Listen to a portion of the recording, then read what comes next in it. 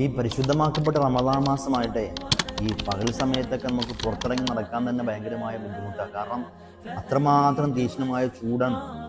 അപ്പോൾ നമ്മൾ മനസ്സിലാക്കേണ്ടത് എല്ലാ ദിവസവും വെളുപ്പിനെ ഏകദേശം നമ്മൾ 4 മണിക്കൊക്കെ എഴുന്നേൽക്കുന്നതെങ്കിൽ ഒരു 4 മണിക്ക് നമ്മുടെ മുമ്പിലേക്ക് നല്ല ചൂടോടുകൂടി ഫുഡെല്ലാം കൊണ്ടുതരുന്ന നമ്മുടെ ഉമ്മയും ഭാര്യയൊക്കെ.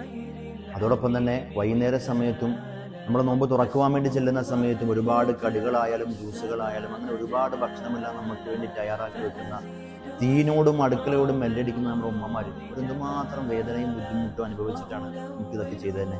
പക്ഷെ നമ്മളൊന്നും അവരോടൊന്നും അറിയാതെ പോലൊരു നന്ദി വാക്ക് പറയില്ല എന്നുള്ളതാണ് യാഥാർത്ഥ്യം. എങ്കിൽ എൻ്റെ പ്രിയപ്പെട്ട ഉമ്മമാരും സഹോദരിമാരൊക്കെ മനസ്സിലാക്കേണ്ടത് നിങ്ങൾ ഈ ചെയ്യുന്ന ഈ കഷ്ടപ്പാടും വേദനകൾക്കും എന്താ പ്രതിഫലം എന്നറിയോ?